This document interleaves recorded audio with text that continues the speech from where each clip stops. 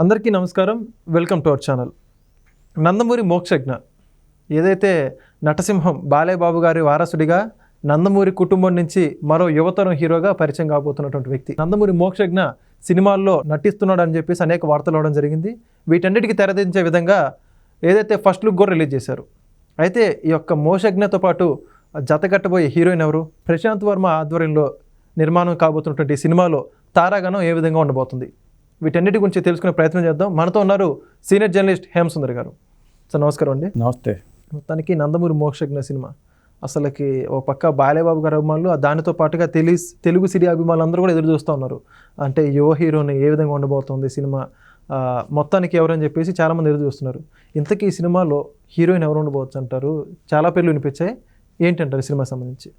అంటే ఇక్కడ అసలు సినిమా ముందు ప్రశాంత్ వర్మ డైరెక్షను, ఈ సినిమా ముందు అవుతుందా లేకపోతే జై హనుమాన్ సీక్వెల్ జై హనుమాన్ ఉంది. అవును, అంటే రిషబ్ శెట్టి హనుమంతుడు రిలీజ్ చేశారు.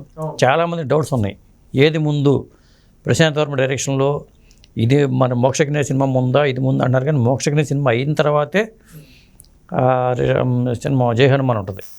కాబట్టి ముందు మోక్షజ్ఞ సినిమా తర్వాతే ప్రశాంత్ వర్మ ఇంకో సినిమాకి వెళ్ళే అవకాశాలు ఉన్నాయి. అది క్లారిటీగా ఉంది. ఇక తర్వాత మీరు అడిగారు హీరోయిన్ ఎవరు అంటేనే, ఫస్ట్లో ఏంటంటే శ్రీలీల హీరోయిన్ చెప్పి వార్తలు వచ్చినాయి. ఆ తర్వాత శ్రీలీల పేరు వెళ్ళిపోయింది, పక్కకి వెళ్ళిపోయింది. ఇప్పుడు తర్వాత రవినటన్ కూతురు రషాతడా అని ఆ పేరు వచ్చింది. ఇప్పుడు ఆ పేరు కూడా పక్కకి వెళ్ళిపోయింది. సారా అలీ ఖాన్ పేరు ముందుకు వచ్చింది.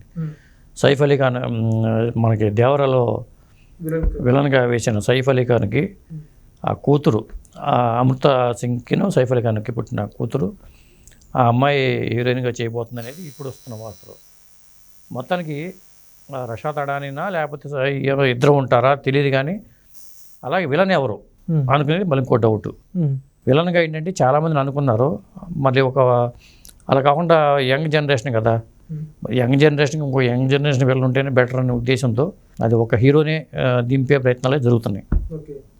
ఆ హీరో ఎవరో కాదు, మన తమిళ హీరో విక్రమ్ కొడుకు, పొన్నియిన్ సెల్వన్ విక్రమ్ కొడుకు ధ్రువ్ విక్రమ్ అంటూ ఉంటారు. అతను మహాన్ అనే సినిమా గతంలో ఇంకో సినిమా చేశాడు.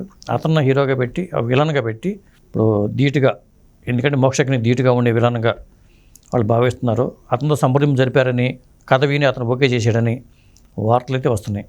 ఇది అఫీషియల్ న్యూస్ అయితే కాదు, అన్అఫీషియల్ సమాచారమే. సార్ ఇంకోటి ఇక్కడ అంటే ఎప్పుడెప్పుడైనా ఎదురు చూస్తున్నారు, ఒక నడుచుకుంటూ వచ్చేటువంటి ఒక మోషన్ పోస్టర్ ఫస్ట్ లుక్ అలా రిలీజ్ చేసి అయితే సరిపెట్టుకున్నారు. ఇప్పటివరకు ఆ టీజర్ గురించి కానీ ఇంకా ఇప్పటివరకు ఒక్క చిన్న అప్డేట్ కూడా లేదు ఈ సినిమాకి సంబంధించి. అంటే ఇంత గ్యాప్ రావడం అనేది ఏంటంటే ఫస్ట్ ఫిల్మ్ కాబట్టి చాలా పకడ్బందీగా ప్లాన్ చేస్తున్నారు. వాళ్ళు ముందే అనుకున్నారు, అంటే 2వ తారీఖునే అనుకుంటున్నారు ఓపెనింగ్ ప్రారంభోత్సవం. అది డిసెంబర్ 2వ తారీఖు అని చెప్పి అనుకుంటున్నారు. అది బహుశా నేను అనుకోవటం ఏంటంటే ఇప్పుడు బాలయ్య బాబు చాలా బిజీగా ఉన్నారు. ఒక పక్కన ఆయన అన్స్టాబుల్, పక్క ఎన్బికే 109 అది డాకు మహారాజ్ సినిమా పూర్తి చేయడం ఒక పక్క, వాళ్ళ అఖండ 2 సెట్స్ మీద తీసుకెళ్లే పని, ఇన్ని పనులు ఉన్నాయి బాలయ్య బాబు చేతిలో. అలాగే మరి వాళ్ళ అబ్బాయి సినిమాకి మరి బాలయ్య బాబు ముందు నడిపించాలి, మొదటి సినిమా కాబట్టి.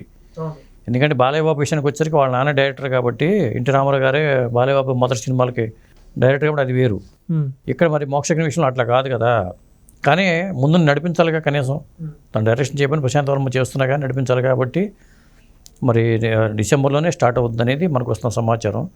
జనవరి నుంచి అది కంటిన్యూ షూటింగ్ చేసుకుని 6 నెలల్లో రిలీజ్కి వెళ్ళిపోతారు. అయితే ఇక్కడ బాలయ్య బాబు దీంట్లో కొడుకు సినిమాలోనే ఆయన కృష్ణుడి పాత్ర పోషించబోతున్నారు అనేది మనకు వస్తున్న వార్తలు. అంటే ఆయన కృష్ణుడిగాను అభిమన్యుడిగానేమో మోక్షజ్ఞ ఉంటారనేది ఈ సినిమాకు సంబంధించిన కథ.